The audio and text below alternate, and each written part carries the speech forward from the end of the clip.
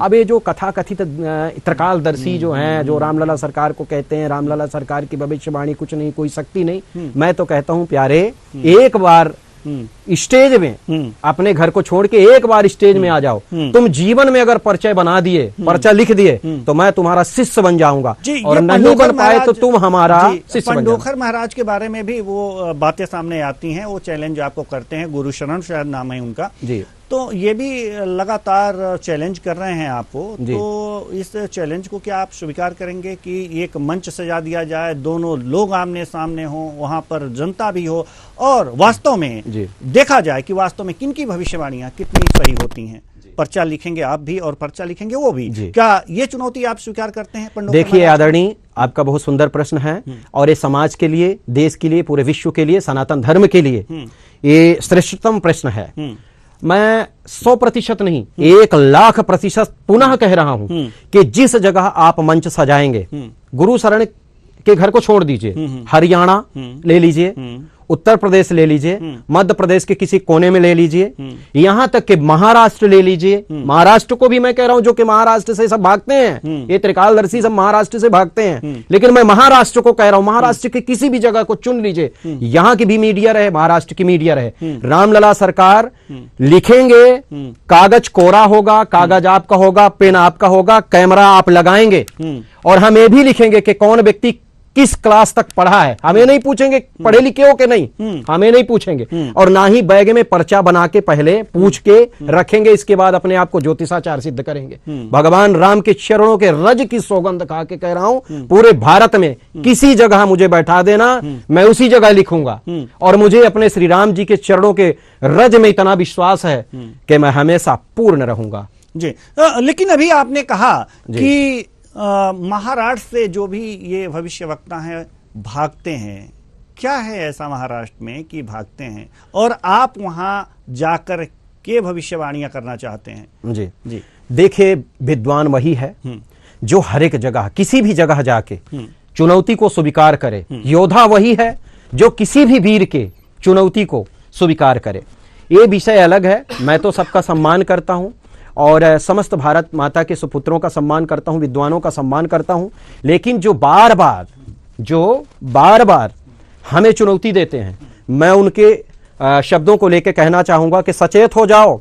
तुम्हारे एक एक पर्चा बनाने की जो विधि है हमको पता है, रामलला सरकार को पता है।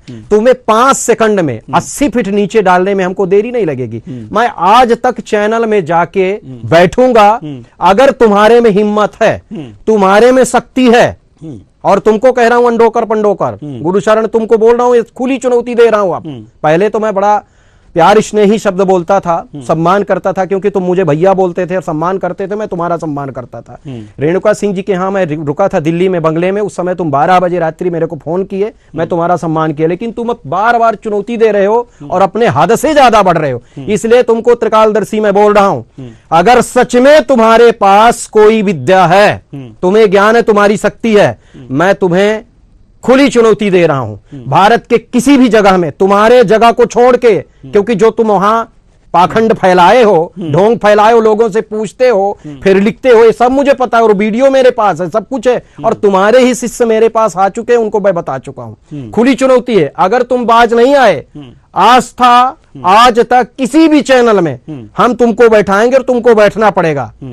हम जो सोचेंगे तुम लिखोगे, तुम जो सोचोगे मैं लिखूंगा, या तो आम पब्लिक का कोई व्यक्ति खड़ा होगा जो वो पूछेगा, तुम लिखोगे और हम लिखेंगे। अगर तुम पूर्ण हो गए, तुम बता दिए, तुम्हारे हम शिष्य बन जाएंगे, और हम बता दिए तो तुम हमारे शिष्य बन जाना। ये तुम्हारे लिए, और तुम कहते हो कि हमारे गुरु शरण तुम्हारे लिए है, व्यक्तिगत तुम्हारे, भारत माता के समस्त संतों के श्री रज को हम अपने मस्तक में धारण करते हैं, अन्य किसी व्यक्ति की बात नहीं है।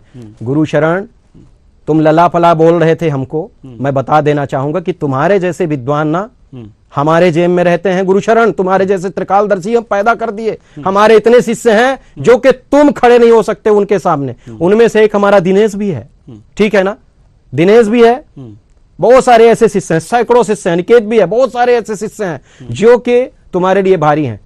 हम अमर्यादित कभी नहीं होते, लेकिन आज तुम जो शब्द बोले हो इसलिए बोल रहा हूं मेरा कहने का तथ्य तात्पर्य आदरणीय, आपके शब्दों का सम्मान करते हुए भारत में किसी जगह स्टेज सजवाइए, मीडिया रहे, कागज आपका, पेन आपका, कैमरा आपका सामने रहना चाहिए, वहां लिखा जाएगा और जो व्यक्ति उसमें पूर्ण होगा आप लोग निर्णय कर लीजिएगा। तो क्या लखनऊ के लिए ये चुनाव हो जाए, अगर जो लखनऊ में अगर जो ये चीज रखी जाए जी, उत्तर प्रदेश की राजधानी? मैं कहीं भी स्वीकार लूं। एक बात और, अभी कथा कथित त्रिकालदर्शी उरु गुरु शरण, वो लला उला बोलते हैं इसलिए मैं बोल रहा हूं, अगर नहीं बोलते तो शायद मैं नहीं बोलता।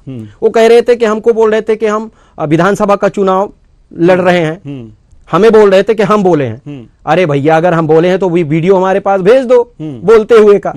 तुम्हारे पास इतनी भी शक्ति नहीं है, त्रिकालदर्शी बनते हो, अपने आप को कहते हो, तुम्हारे पास इतनी भी शक्ति नहीं कि मैं ये चीज नहीं बोला हूं। कहीं भी ऐसा वीडियो नहीं है कि तुम चुनाव लड़ रहे हो, ठीक है ना?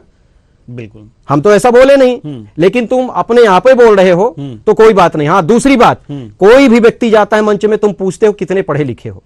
अगर तुम त्रिकालदर्शी हो तो तुमको ये नहीं पता कि कितना पढ़ा लिखा है। हमारे एक एक शब्द में ये भी है कि व्यक्ति 10वीं पास है कि 10वीं फेल है। और हाँ, एक नाम तुम नहीं बोल सकते हो गुरु शरण, अगर तुम्हें स्टेज में बैठा दिया जाए, अगर एक नाम बोल दिए, एक व्यक्ति का मन का प्रश्न लिख दिए, हम तुम्हें चुनौती दे रहे हैं और तुम्हें चुनौती अब कोई दूसरा नहीं देगा, रामलला सरकार चुनौती देंगे। और रामलला सरकार इसलिए मैं बोल रहा हूं क्योंकि मेरा जीवन और मृत्यु मेरे राम जी के श्री चरणों में मिल गया है, इसलिए रामलला सरकार। ठीक है जी, ठीक है। ये चुनौती अब देखना होगा कि पारढौना सरकार जो है गुरु शरण जी ये स्वीकार करते हैं या नहीं। आपने खुली चुनौती दी है, वो भी आपको चुनौती देते रहते हैं। अब ये चुनौती अगर जो स्वीकार होगी तो वास्तव में हो सकता है भोपाल या हो सकता है लखनऊ या भारत में किसी जगह पर ये जो है आप दोनों का आमना सामना कराया जाए और वास्तव में कौन ज्यादा शक्तिशाली है, भविष्य वक्ता है, इसका फैसला हो।